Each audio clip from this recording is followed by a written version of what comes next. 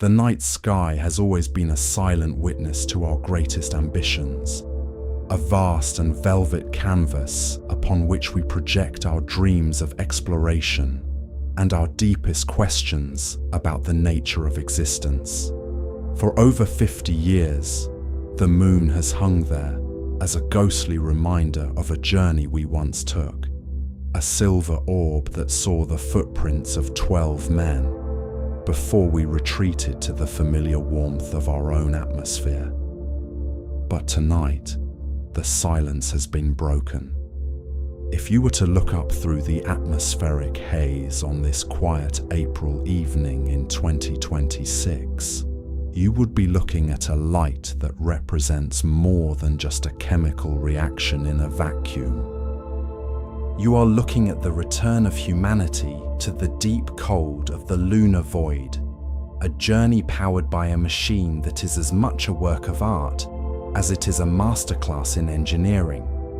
It is the European Service Module, the ESM-2, a 4-meter wide cylinder of titanium and dreams that is currently serving as the heart and the lungs for 4 human beings drifting through the blackness of translunar space. We often think of space travel in terms of the fire and the fury of the launch, the deafening roar of engines fighting the heavy hand of gravity as they claw their way out of the Earth's well. We remember the smoke, the shaking, and the white-hot plasma of re-entry. But the true miracle of the Artemis II mission is occurring right now, in the near-total silence of the coasting phase. It is a quiet, rhythmic pulse of life support systems, a steady flow of oxygen, and the silent collection of photons by 4 massive solar wings that stretch out into the dark like the limbs of a celestial sentinel. The ESM-2 is not just a component of a spacecraft. It is a life-sustaining ecosystem, a mechanical womb that protects Reed Wiseman, Victor Glover, Christina Koch, and Jeremy Hansen from the bone-chilling cold of the vacuum.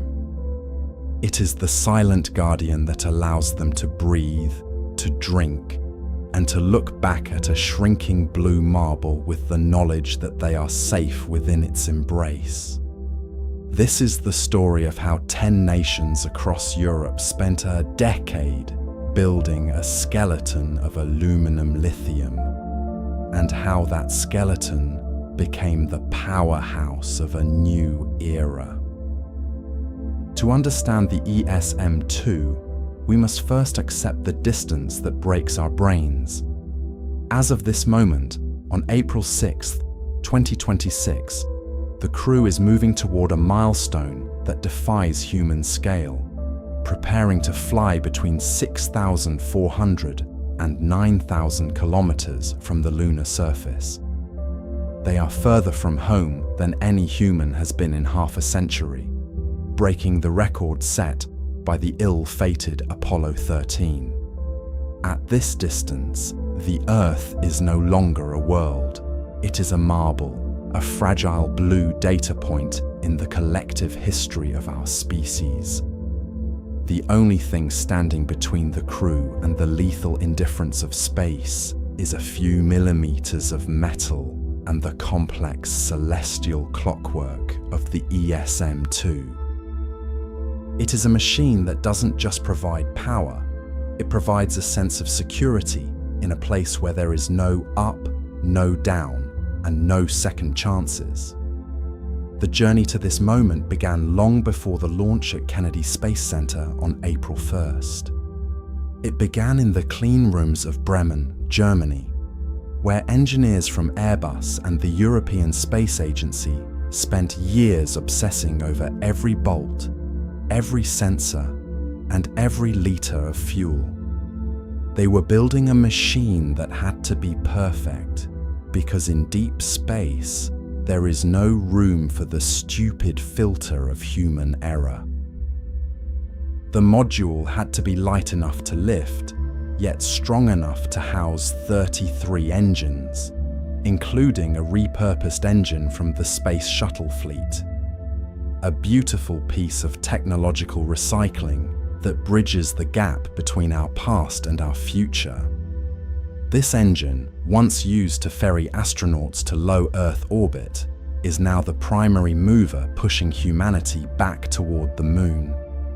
It is a poetic symmetry, a fancy rock boiling water, or in this case, hypergolic fuels, to create the thrust necessary to alter the course of history. As the crew settled into their nightly ritual of monitoring systems and checking the 4K video stream provided by the new 020 laser communication system, they were essentially living inside a masterpiece of international cooperation. The ESM-2 is a testament to what happens when we stop looking at borders and start looking at the stars. It features 4 7-meter solar arrays that generate 11.2 kilowatts of electricity, enough to power 2 large households, but here, every watt is precious. These wings were deployed shortly after launch, unfolding in the quiet of orbit like the petals of a metallic flower, reaching out to catch the unfiltered light of the sun. Without these wings, Orion would be a cold, dark tomb. With them, it is a vibrant hub of scientific discovery and human endurance. The module also carries 90 kilograms of oxygen and 240 kilograms of water, the literal breath and blood of the mission. Every time an astronaut takes a sip of water or inhales deeply while looking out the window at the approaching lunar craters, they are interacting with the European Service Module. It is a constant, steady hum of pumps and fans, a mechanical respiration that mimics the very biological processes that keep us alive on Earth. In the vastness of the cosmos, we find a strange kind of peace, knowing that these systems are functioning flawlessly. The ESM-2 is still just making steam in some ways, using ancient principles of thermodynamics and chemistry, but it is doing so at the absolute edge of human capability. As we drift further into the lunar shadow tonight, we might ponder why we go at all. Is it for the data? Is it for the resources? Or is it because, as creatures made of stardust, we have an inherent need to return to the furnace from which we came? The ESM-2 isn't just a piece of hardware. It is the bridge that allows us to ask these questions from the comfort of a pressurized cabin. It is the heartbeat of Artemis II, a silent sentinel that watches over our pioneers as they venture into the cosmic dark ages of the lunar far side. And as they prepare for the manual piloting tests, the proximity operations demonstration where they will dance the 25-ton spacecraft near the spent rocket stage, they do so with the confidence that the heart and lungs of their ship will not fail them. They are data points in a larger experiment, a nightly ritual of exploration that reminds us that while the universe is vast and cold, the human spirit, supported by the elegance of our machines, is a fire that cannot be easily extinguished.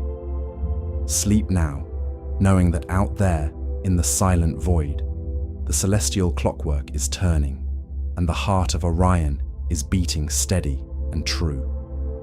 Tonight, while the world below sleeps in the familiar pull of gravity, 4 human beings are drifting through a silent, radiation-soaked void, separated from the vacuum of space by a thin skin of European aluminum and a decade of silent engineering. High above the blue marble of Earth, Reed Wiseman, Victor Glover, Christina Koch, and Jeremy Hansen are participating in a nightly ritual that hasn't been performed in over half a century.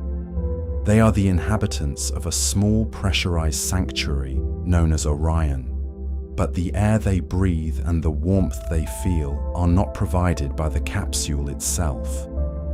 Instead, their lives depend entirely on the unyielding performance of the European Service Module, or ESM-2, a powerhouse of precision that serves as the heart and lungs of this historic journey.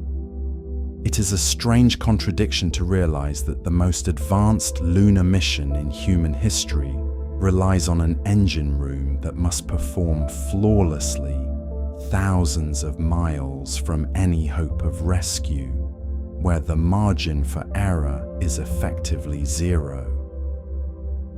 The stakes of the Artemis II mission are as vast as the distance between the Earth and the Moon. As the crew breaks the human distance record from our home planet, they are not merely passengers. They are pioneers testing the limits of a machine built across 10 European nations. We often perceive space travel as a series of explosive moments, the roar of the SLS rocket, the flash of re-entry. But the reality of deep space is a slow, methodical endurance. Inside the ESM-2, 33 engines stand ready to nudge the 25-ton spacecraft through the celestial clockwork of a lunar slingshot. To understand this mission is to go inside the engine room and witness how a repurposed engine from the 1980s space shuttle era provides the precision needed to navigate the lunar far side. We will explore the silent architecture of the 4-meter-wide module, from its 4 7-meter solar wings drinking in the sunlight, to the 90 kilograms of life-sustaining oxygen tucked within its frame. This is the story of how we sustain a fire in the freezing dark, and how the ESM-2 ensures that while the universe is cold and indifferent, the 4 hearts beating inside Orion remain steady and true as they venture further into the light cone of our future. At the base of the European Service Module sits a relic of a different era, a piece of engineering that first felt the heat of atmospheric friction decades before Christina Koch or Victor Glover were ever selected to leave the Earth.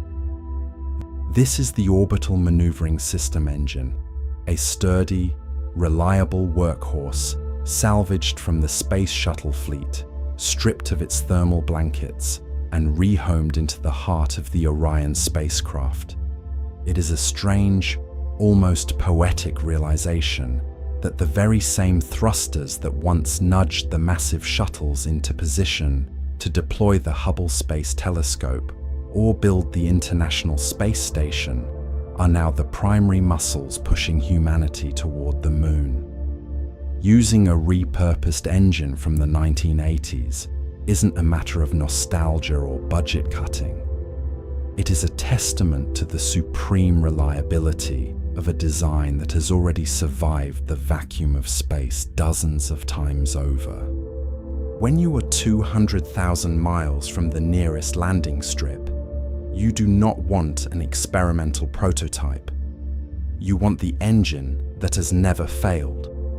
To achieve the precision needed for a lunar slingshot, this veteran engine must perform a delicate dance with the laws of orbital mechanics. A lunar flyby is not a simple matter of pointing at the Moon and firing a rocket. It is an exercise in celestial billiards, where the ESM-2 must calculate a trajectory that uses the Moon's own gravity to whip the spacecraft around its far side and slingshot it back toward home. The engine provides the initial push that puts Orion on this precise intercept course, a burn that must be accurate down to the millisecond. If the thrust is even a fraction of a percent too high or too low, the crew could find themselves drifting into a permanent orbit around the Sun, or, conversely, crashing into the lunar regolith. The ESM-2 manages this through a complex interplay with its 32 smaller auxiliary engines, which act like the fine-tuning knobs on a high-powered microscope. While the shuttle-era main engine provides the raw longitudinal force, these smaller thrusters, developed across various European nations, provide the attitude control, ensuring the spacecraft is oriented perfectly within the three-dimensional grid of deep space. They work in concert, firing in short rhythmic pulses that are almost imperceptible to the crew, but vital for the mission's success. It is a fusion of old-school mechanical brawn and modern digital precision, a bridge between the pioneers of the 20th century and the explorers of the 21st. As Orion approaches the Moon today, April 6, 2026, it is this specific configuration of hardware that allows it to fly within 9,000 kilometers of the lunar surface. We are witnessing a moment where the celestial clockwork of the solar system meets the grit of human ingenuity. The engine doesn't care that it was built in a different millennium. It only knows the chemistry of its hypergolic propellants and the cold logic of the vacuum.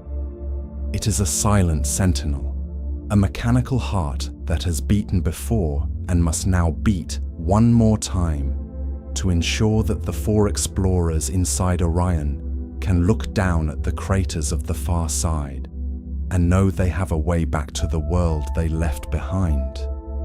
This is how we bridge the distance that breaks our brains, by trusting the steel and the fire that have already proven they can survive the silence.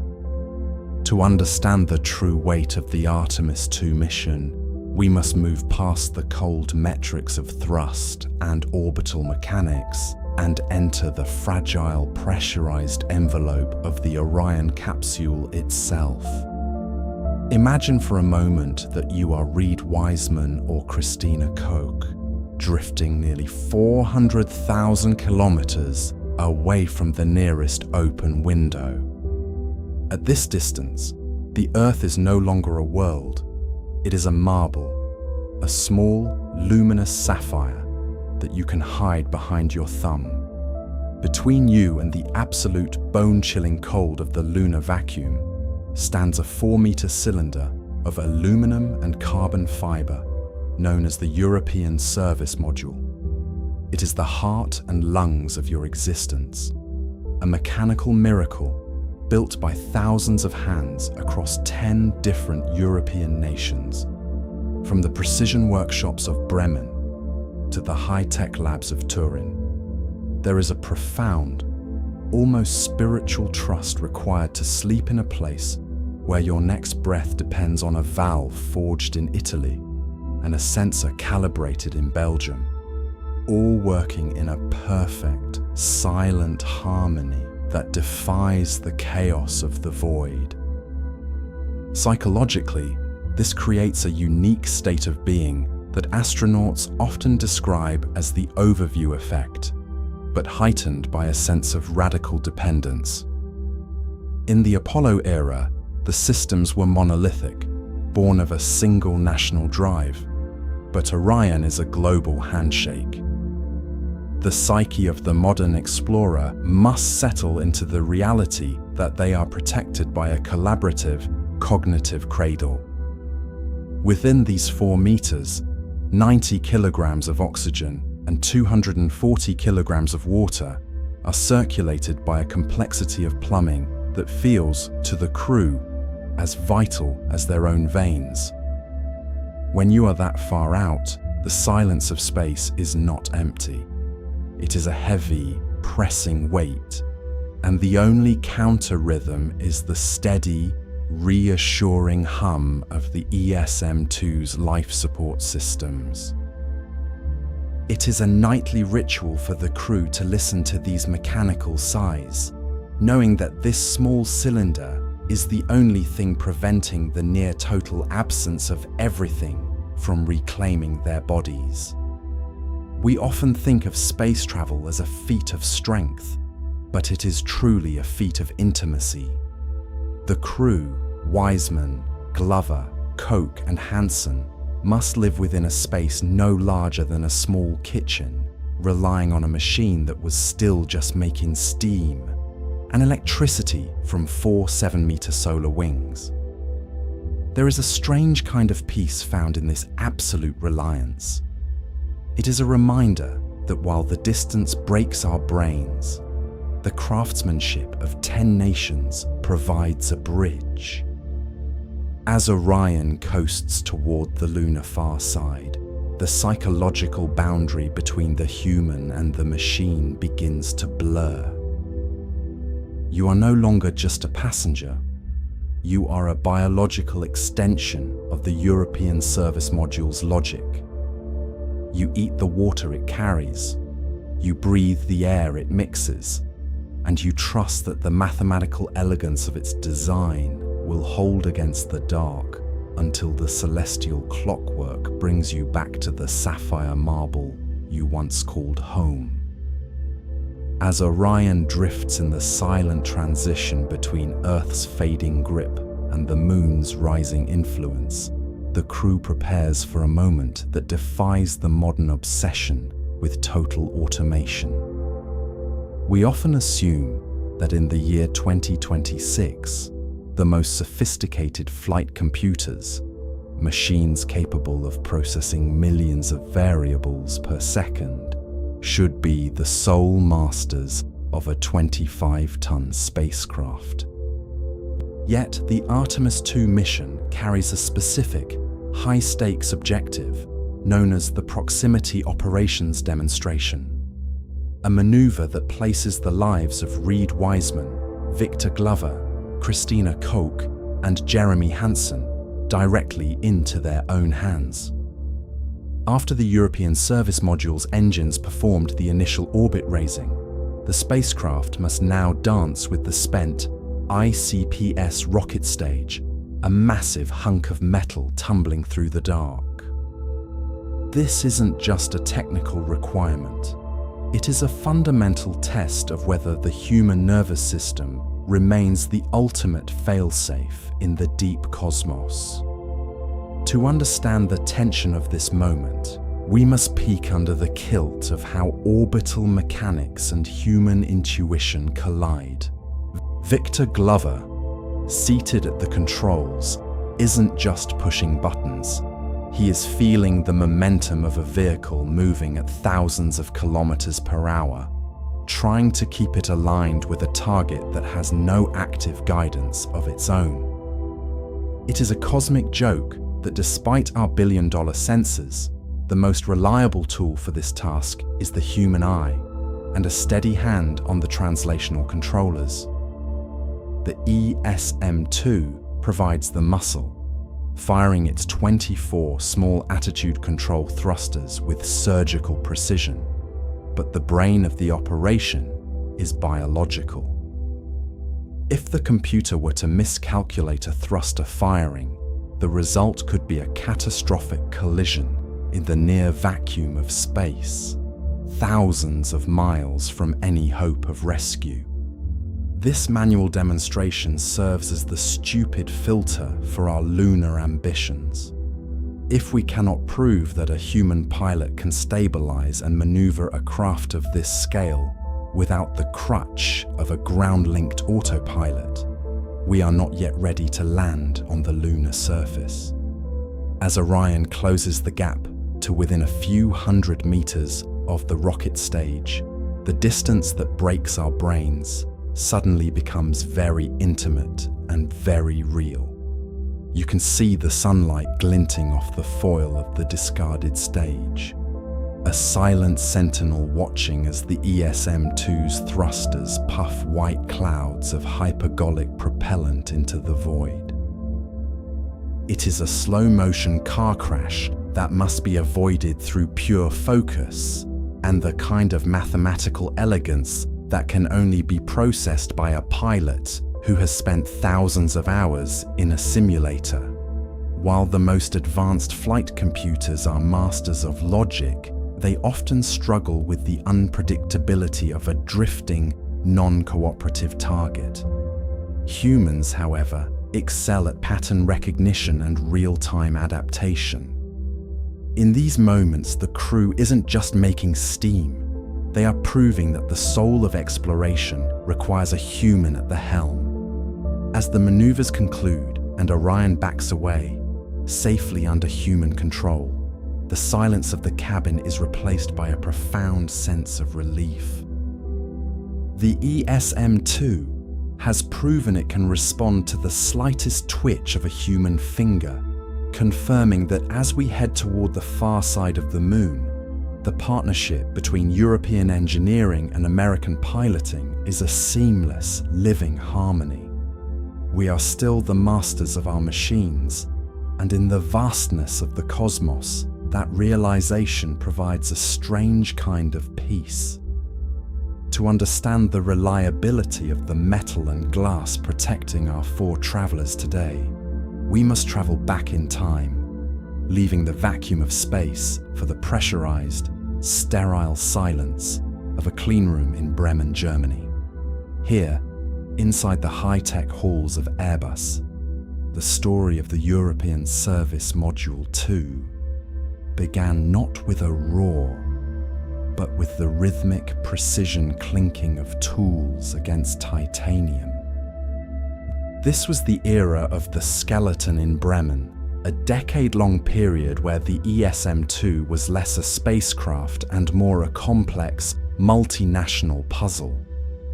10 European nations breathed life into this frame, each contributing a specialized organ to the burgeoning mechanical body.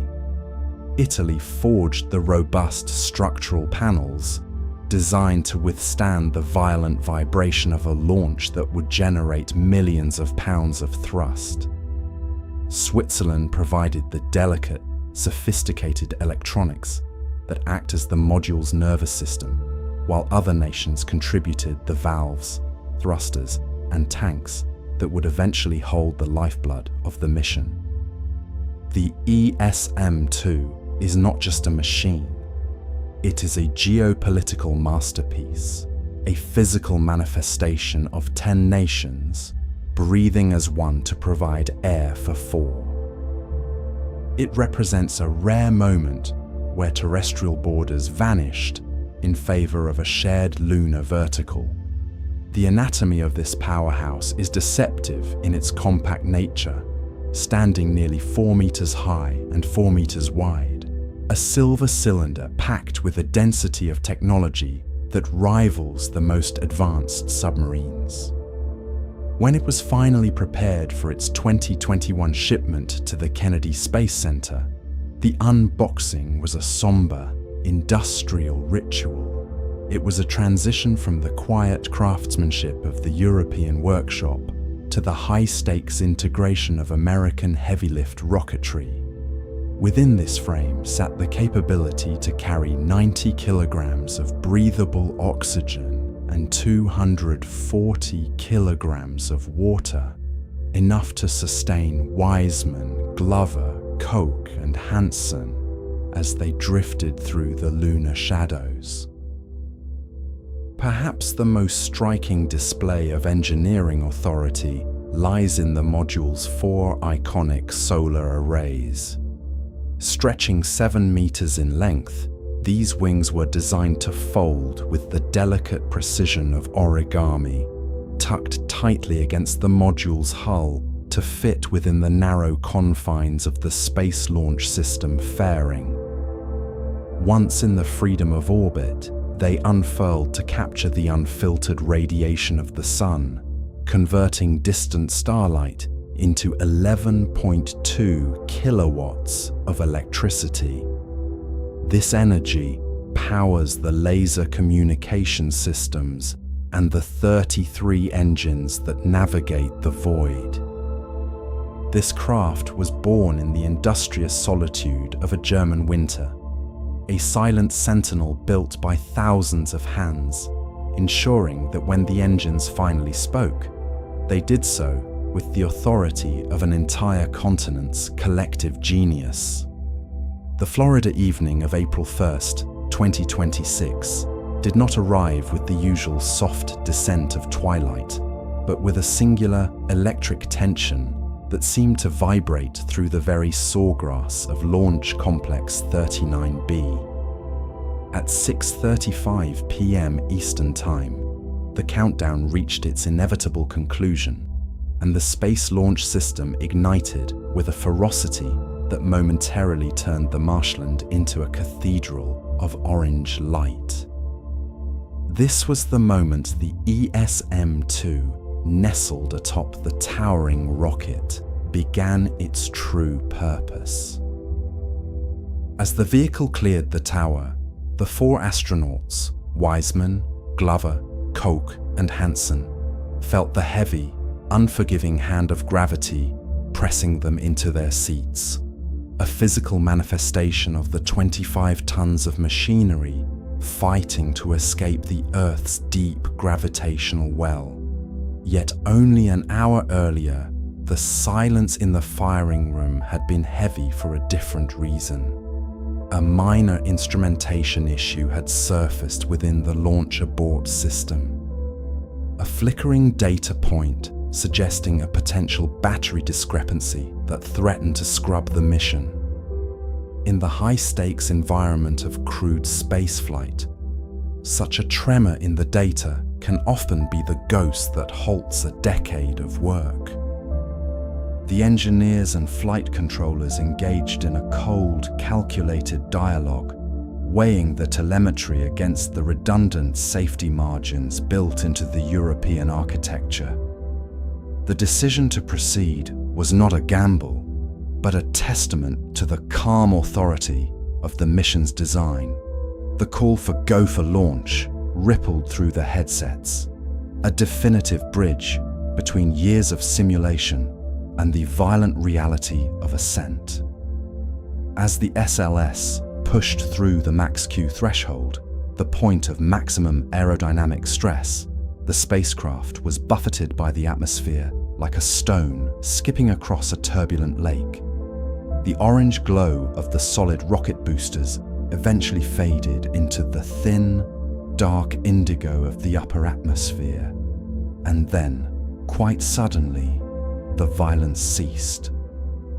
The heavy rumble of the main engines gave way to a startling, eerie, weightless calm as the Orion spacecraft achieved its initial trajectory. It was in this transition that the ESM-2 truly took its first breath in the vacuum. The separation from the upper stage was a choreography of silent precision. Almost immediately, the ESM-2 began the delicate process of deploying its 4 7-meter solar wings.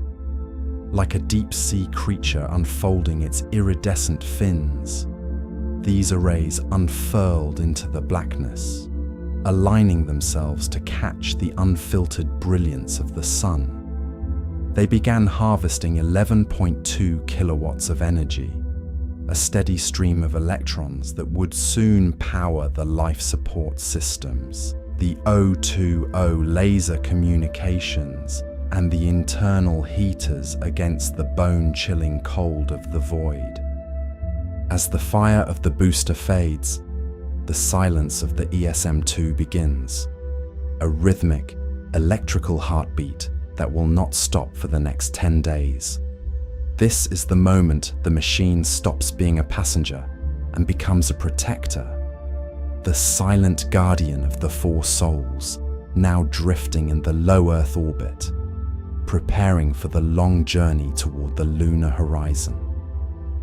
As the silent heartbeat of the European service module settles into its long-distance rhythm, we must look at the physical muscle that allows Orion to navigate the velvet dark. In the vacuum of space, movement is a violent calculation, executed by engines that once flew on the wings of the shuttle, now repurposed for the path to the moon. At the base of the ESM, 2 sites the Orbital Maneuvering System engine, a piece of spaceflight history known as the AJ-10-190. This engine is a veteran of the STS program, a mechanical heart that has been meticulously refurbished to provide the primary thrust required for the most critical moments of the Artemis II mission.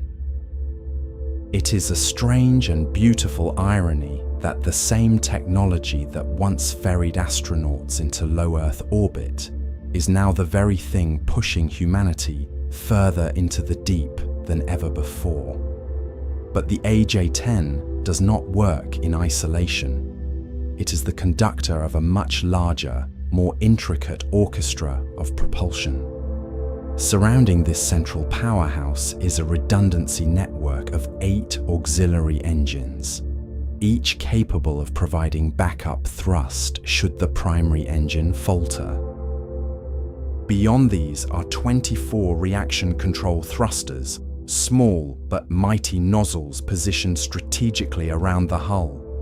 Together, these 33 engines engage in a complex ballet, firing in millisecond bursts to orient the spacecraft with a precision that defies human intuition.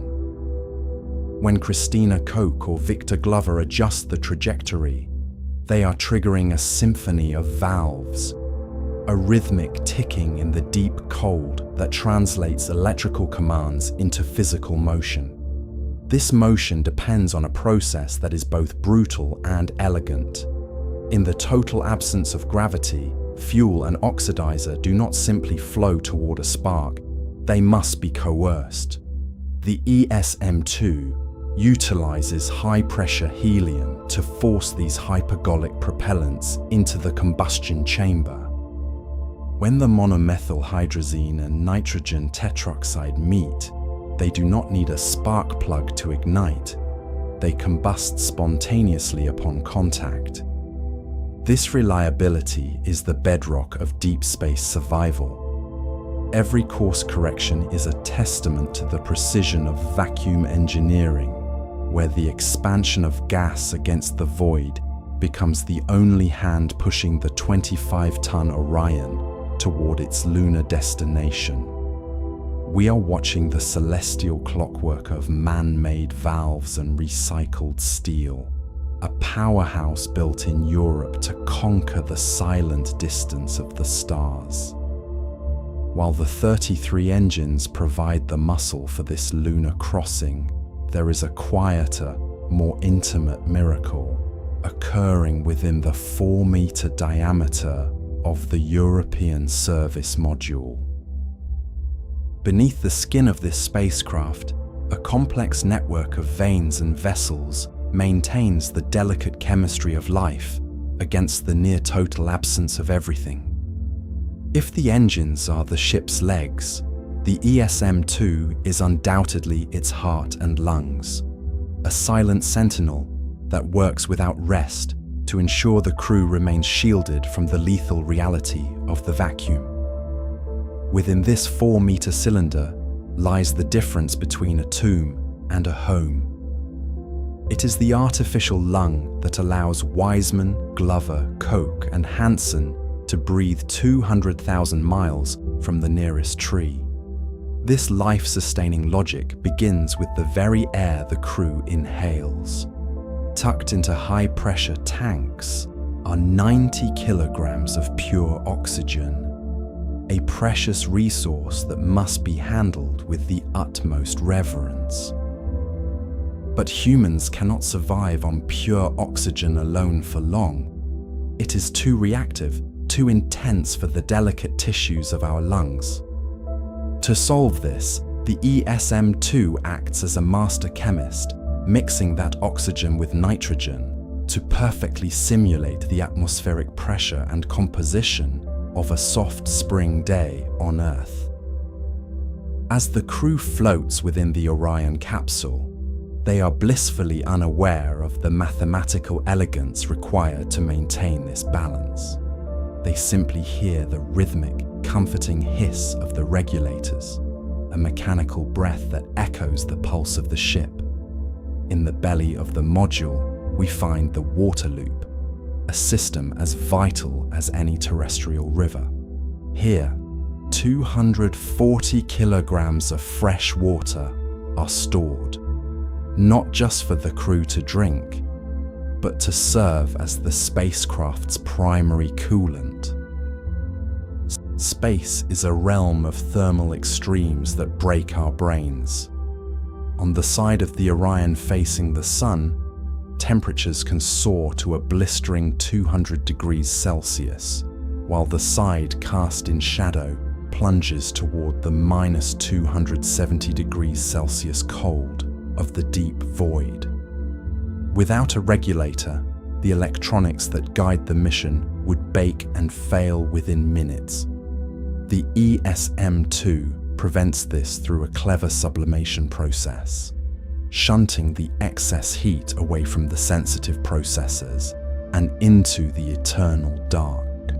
It is an invisible shield, a thermal regulator that keeps the interior at a steady human temperature, while the hull endures the violent radiation of the sun.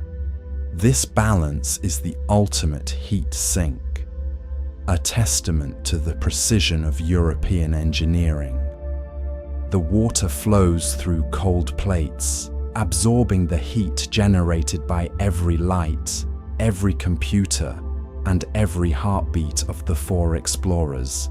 It is then pumped to the radiators on the exterior of the service module, where that heat is bled off into space. This cycle is a nightly ritual of physics, a continuous loop that ensures the cabin remains a sanctuary of warmth and safety.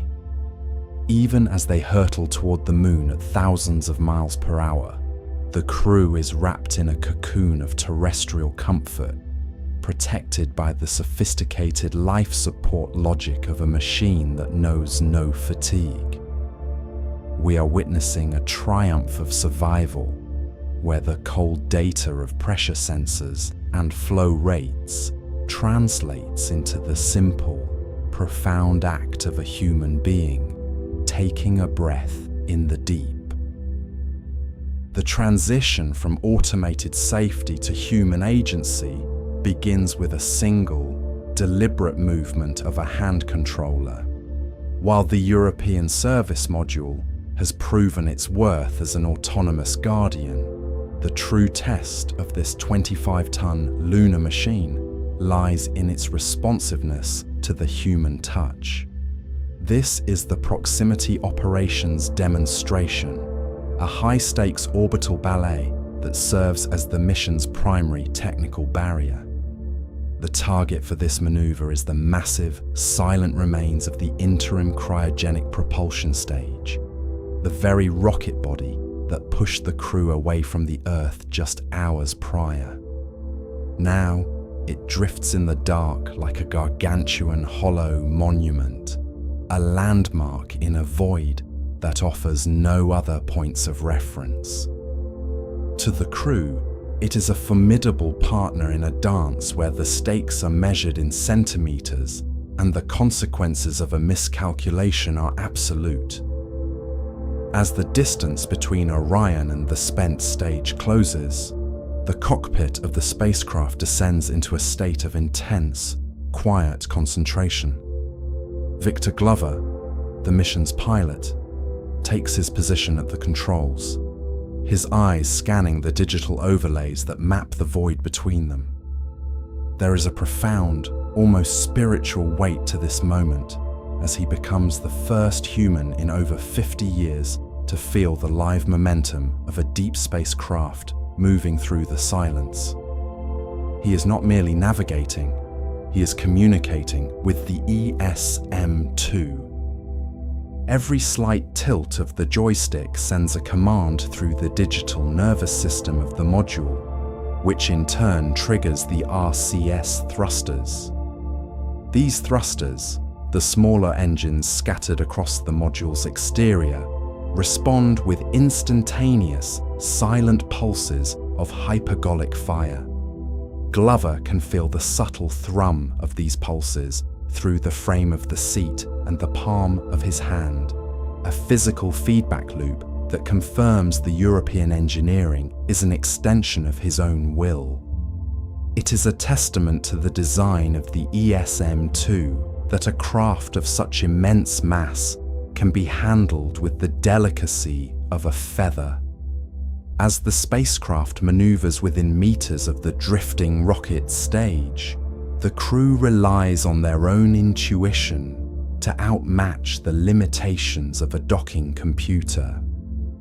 They are testing the handling qualities of the vehicle, ensuring that if future missions require a manual intervention or an emergency docking, the Orion is a compliant and predictable partner.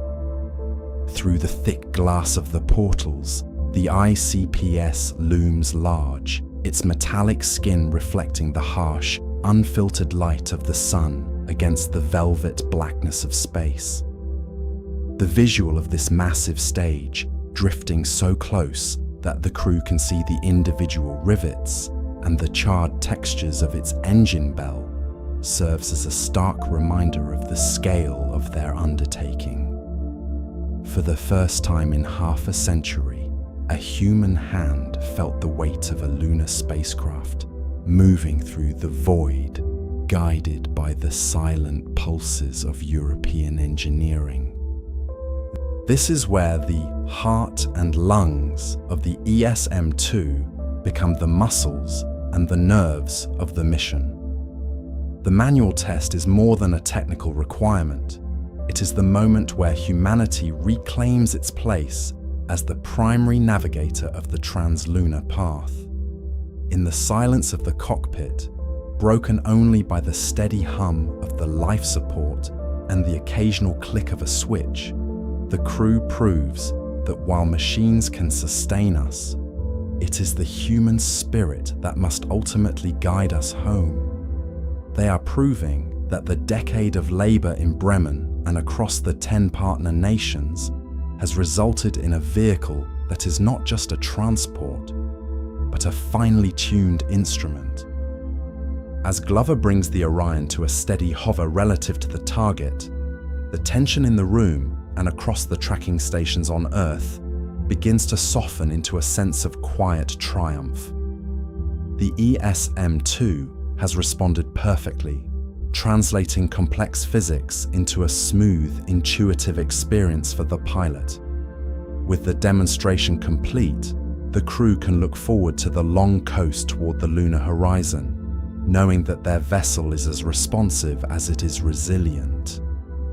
The barrier has been crossed, and the path to the moon is now fully under their command. As the Orion spacecraft drifts further into the velvet expanse of cislunar space, the distance between the crew and their home begins to manifest in a way that goes beyond the physical. In the missions of the previous century, the moon was a place of ghosts and grainy shadows, characterized by the crackle of radio waves, struggling to carry the weight of human achievement across the void. But today, the silence of the deep is being pierced by something far more sophisticated, a bridge made not of sound, but of pure, coherent light. This is the Orion Artemis II optical communications system, known simply as O20, and it represents a fundamental shift in how we perceive the frontier. By moving away from the traditional radio frequency spectrum and toward the infrared laser, NASA and the European Service Module are essentially upgrading the lunar connection from a dial-up modem to a high-speed fiber optic line. The implications of this bandwidth jump are profound, transforming the isolation of deep space into a shared global experience that feels almost intimate. For the first time, we are not merely receiving telemetry or compressed audio. We are witnessing the moon in 4K resolution, streaming in real time. This isn't just about the clarity of the craters or the stark contrast of the lunar limb. It is about the data point of human presence being rendered in such detail that the distance seems to dissolve. When Christina Koch or Victor Glover turns a camera toward the window to capture an Earthrise, the image that arrives on our screens is as sharp as a memory. It allows us to see the delicate swirls of the terrestrial atmosphere and the deep, fragile blue of the oceans, with a precision that was once the exclusive domain of science fiction. The moon is no longer a silent, grainy broadcast. It is now a destination brought into sharp, 4K focus by a beam of light narrower than a human hair. Yet even with this revolutionary speed, we are still bound by the fundamental laws of the celestial clockwork. The laser travels at the speed of light, but the distance is so vast that a 1.3-second delay remains, a phenomenon we might call the echo of distance. This brief pause is a constant reminder that no matter how advanced our technology becomes, we are still operating on a scale that humbles our sense of immediacy. For this laser bridge to function, the stability provided by the ESM2 is absolutely critical. The module serves as the steady, unyielding platform required for the laser's precision aiming. It must hold the spacecraft in a state of near-perfect stillness while hurtling through the vacuum at thousands of kilometers per hour. If the ESM2 were to vibrate or drift by even a fraction of a degree, the beam, narrow and concentrated, would miss its terrestrial target by miles. It is a testament to European engineering that this powerhouse can provide both the life-sustaining breath for the crew and the surgical stability for a beam of light. In this way, the ESM2 ensures that as we reach for the stars, we never truly lose sight of where we came from, maintaining a tether of light that keeps us comfortably terrified of the vastness, yet inextricably connected to the world we left behind. The moment has arrived for the most violent yet calculated act of the entire mission, a maneuver that defines the boundary between staying home and truly leaving.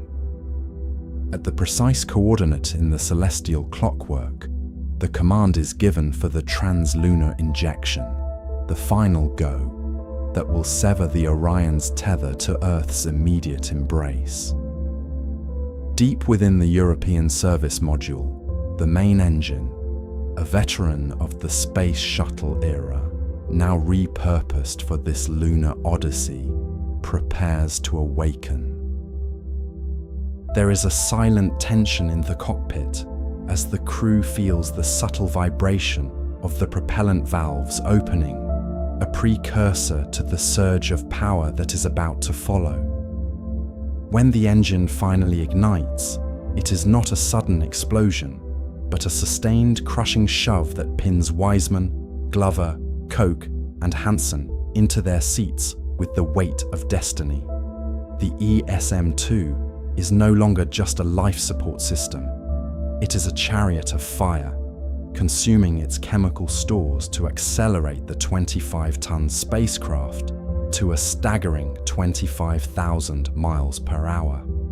At this velocity, the very physics of the journey begin to shift as the Orion overcomes the deep gravitational well of our home planet. We are witnessing the experimental peak of the mission, where engineering meets the raw, unyielding laws of orbital mechanics. This is the point of no return, the crossing of an invisible threshold where the Earth's grip begins to slacken and the silent, patient pull of the moon starts to exert its influence. Behind the spacecraft, the blue marble of the world shrinks with terrifying speed, becoming a fragile ornament in a sea of absolute black. As the engine finally cuts, a profound and heavy silence returns to the cabin, but the speed remains. A silent, invisible fall toward a world that has seen no human footprints since 1972. The crew is now drifting through the Great Void, the vast expanse between worlds where there are no landmarks and no horizon. To maintain their course through this emptiness, the ESM-2 relies on its star trackers, sophisticated optical sensors that peer into the darkness to identify known constellations. By mapping the positions of the stars against their internal database, these sensors allow the spacecraft to calculate its position with surgical precision. It is a form of deep time navigation, using the ancient light of distant suns to guide a modern marvel across the abyss. In this quietude, the realization of the scale of the journey begins to settle over the crew like a heavy blanket. They are a tiny spark of life, a pressurized canister of air and warmth, suspended in a vacuum that is bone-chillingly cold and indifferent to their presence. The ESM-2 continues its nightly ritual of monitoring the oxygen and water levels, its solar wings outstretched like the limbs of a silent sentinel, drinking in the unfiltered radiation of the sun to keep the heart of the mission beating. We are now comfortably terrified by the realization of how small we truly are, yet there is a strange peace in the precision of the flight. Every second brings the Orion closer to the lunar shadow, moving with a mathematical elegance that bridges the gap between our terrestrial home and the silver mystery that awaits them in the dark.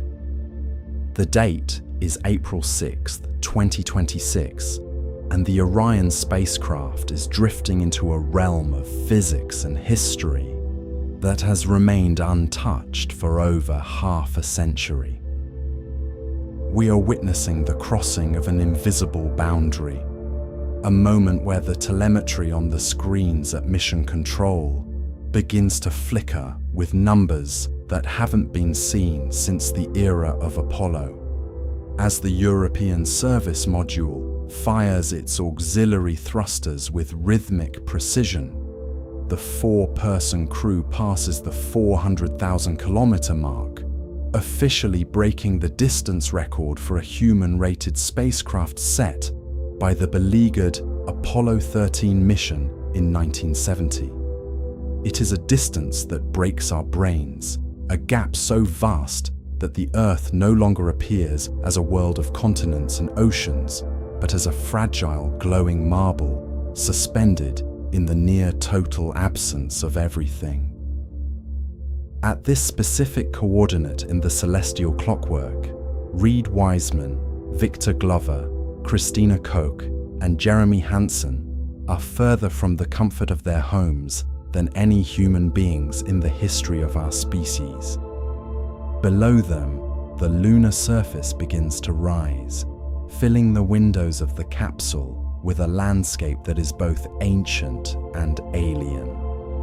They are approaching the lunar perigee, cruising at an altitude between 6,400 and 9,000 kilometers above the surface. Yet they are not seeing the familiar face of the moon that has guided human poets and sailors for millennia. Instead, they are staring down at the far side, the rugged, craggy, and heavily cratered dark side that never turns toward the Earth. It is a desert of grey dust and jagged peaks, a place where the lack of Lunar Maria creates a monochromatic wilderness of absolute stillness.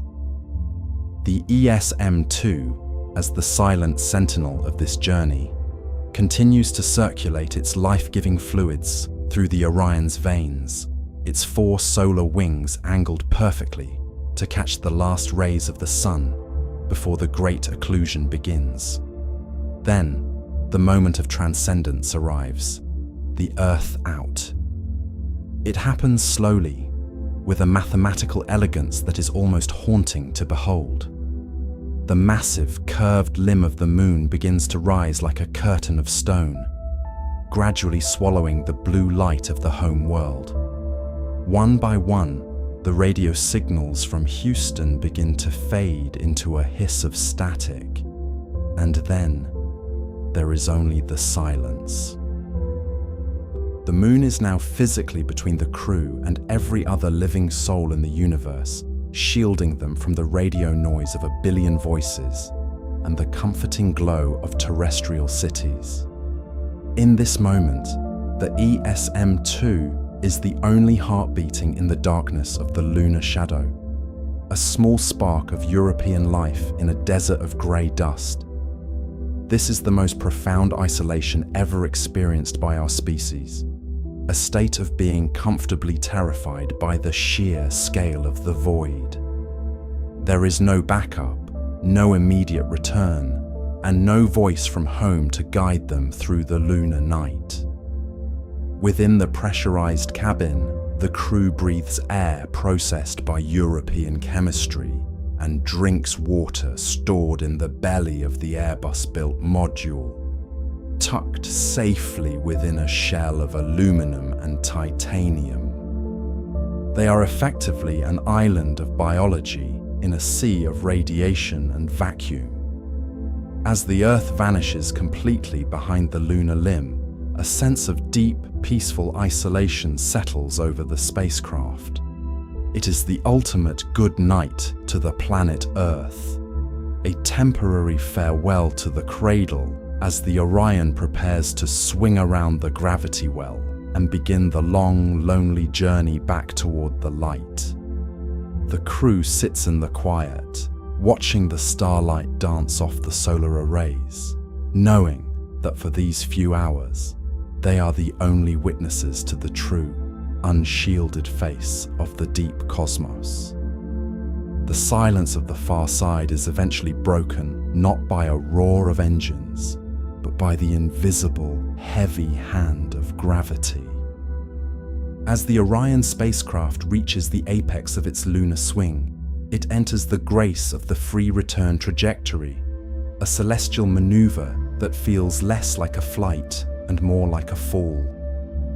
There is a profound mathematical elegance to this moment, as the ESM-2 relies on the moon's mass to whip the vehicle around, redirecting its momentum back toward the distant spark of Earth.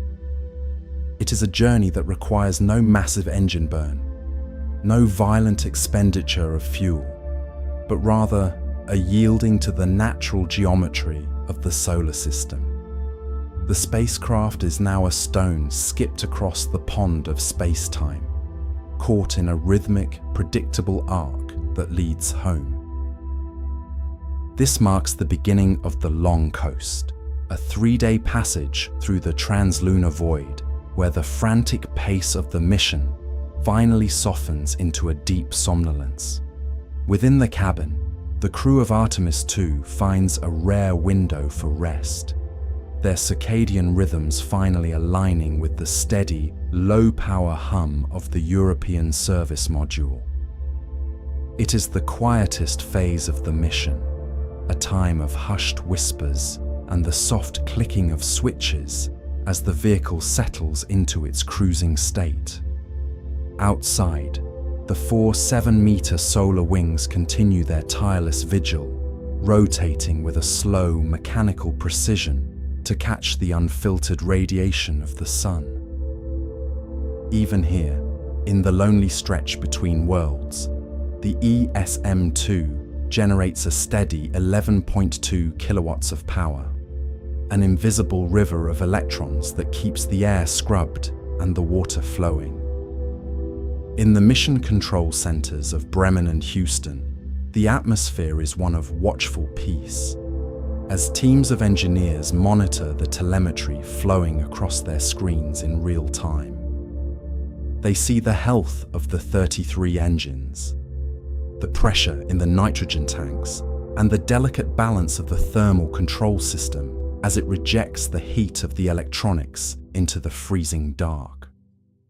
The hard work is done. Now, the ESM-2 simply holds the crew in its arms, a silent guardian drifting back toward the blue marble. Through the small, thick windows of the capsule, the Earth begins to grow, transitioning from a bright, nondescript star into a marble jewel of sapphire and cloud. It is a sight that evokes a sense of comfortably terrified awe, a reminder that they are moving through the near-total absence of everything toward the only place where life truly breathes. The distance that breaks our brains is slowly narrowing, and the crew watches as the planet's curvature begins to fill their field of vision once again. There is a strange kind of peace in this descent, a feeling of being pulled back to the cradle by an ancient, unbreakable tether. The ESM-2, having served as the heart and lungs of the expedition, continues its rhythmic pulse, ensuring that every breath taken by Wiseman, Glover, Koch, and Hansen is supported by the finest engineering Europe has to offer. They are no longer explorers pushing into the unknown. They are travelers on the final leg of a nightly ritual, returning to the world that sent them. As the blue glow of the atmosphere brightens, reflecting off the metallic skin of the module, the realization sinks in that the journey is nearly complete, and the celestial clockwork has brought them safely to the doorstep of home. The transition from the deep velvet black of the lunar distance to the familiar, welcoming sapphire of the Earth is a subtle shift in the light that dances across the interior of the Orion capsule. Inside, the four travelers, Wiseman, Glover, Koch, and Hansen, move with the slow, practiced grace of those who have become accustomed to the weightlessness of the void, their movements synchronized with the steady, rhythmic pulse of the European service module. It is a quiet moment, a period of profound reflection as the spacecraft begins the long, invisible slide down the gravitational well of our home world. The ESM-2, which has been their silent guardian through the radiation belts and the freezing shadows of the moon's far side, continues to perform its duties with a mechanical stoicism that is both humbling and deeply comforting. It does not tire, it does not falter, and it does not ask for recognition. It simply exists as the bridge between life and the vacuum, a masterpiece of glass, metal, and complex chemistry that has redefined what it means for humanity to reach out into the dark. This machine, born of a decade of labor in the clean rooms of Bremen and the testing facilities of 10 different nations, is now approaching the end of its singular, brilliant life. We must confront the bittersweet reality of its design. The ESM-2 is a vessel built for the journey, but not for the arrival. As the Orion capsule prepares to meet the searing friction of the Earth's atmosphere, the service module will fulfill its final, most selfless command. It will detach, drifting away into the high orbital silence, allowing the crew and their heat shield to plunge safely through the veil of fire. It will be a brief, bright streak across the sky, a falling star of our own making, as it burns up in the very air it worked so hard to provide for the astronauts.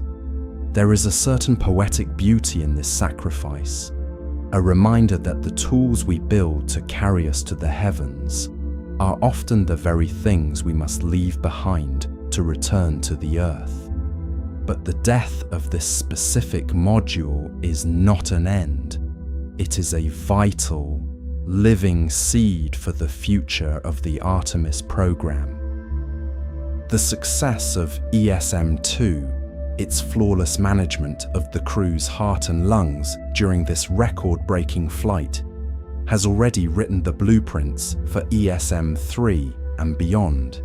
Because this module held steady, the next mission will carry the first woman and the next man to the lunar surface. We are watching the establishment of a lunar highway, a path carved through the stars by the precision of European engineering and the audacity of international ambition. The data streaming back from the ESM's sensors at this very moment is being woven into the fabric of the next voyage, ensuring that when the next crew looks out at the cratered desolation of the South Pole, they do so with the absolute certainty of survival. We often think of space exploration as a competition, a race between nations to plant a flag or claim a peak. But the ESM-2 tells a different story, one of a 10-nation bond that solved the infinity problem of lunar survival. To keep 4 human beings alive in a place that is fundamentally hostile to life requires more than just fuel and oxygen. It requires a level of trust that spans borders and languages. From the intricate solar cell assemblies of the Netherlands to the high-pressure tanks of Italy and the final integration in Germany, the ESM-2 is a physical manifestation of a collective promise. It proves that when we stop looking at the horizon as a boundary and start seeing it as a destination, we can build things that are far greater than the sum of their parts. This international cooperation is the true legacy of the mission, a testament to the idea that the heart and lungs of our species are most powerful when they beat as one. As the crew coasts through these final hours, the telemetry shows a spacecraft in perfect health, a serene bubble of terrestrial life drifting through the celestial clockwork. The 4 7-meter solar wings are still angled toward the sun, soaking up the last bits of golden radiance to keep the instruments humming and the water heaters running. Christina Koch looks out the window at the distant, shrinking moon, a place she has now seen closer than almost any human in history, and then turns her gaze toward the growing marble of the Earth.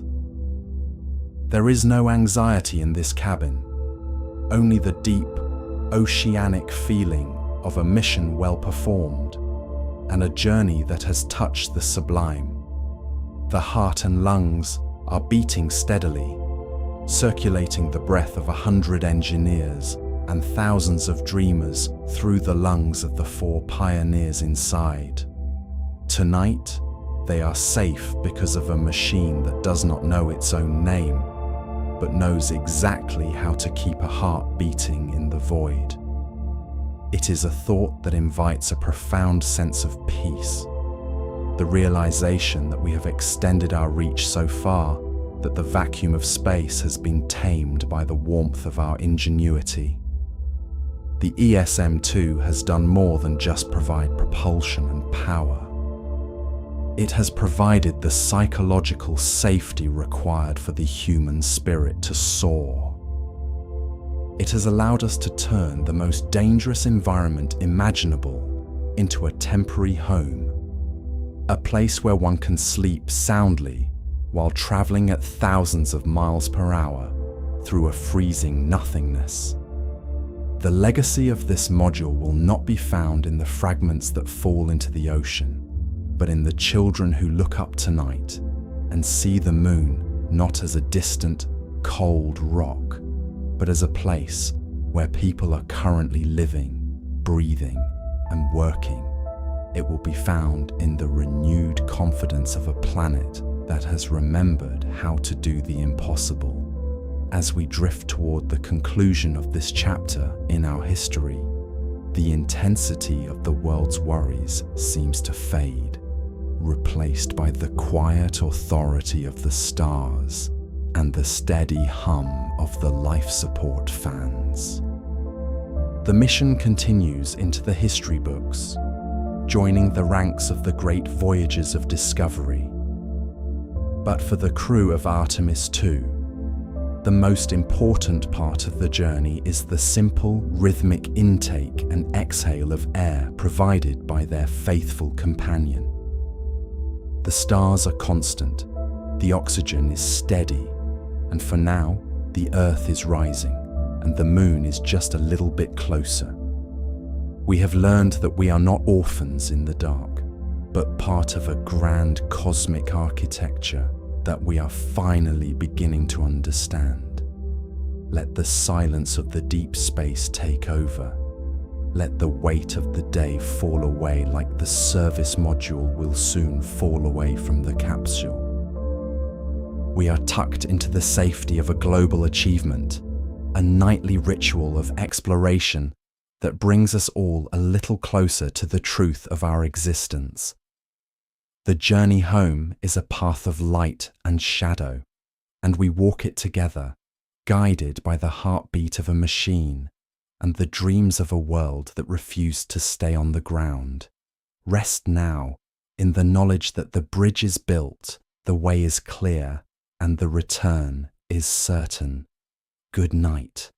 As the Orion capsule drifts through the velvet silence of the translunar void, the European service module continues its tireless, rhythmic operation, a testament to the fact that we have finally solved the infinity problem of human survival in the deep. While ESM-2 is currently the lifeline for the Artemis II crew, its ultimate fate is a poetic necessity of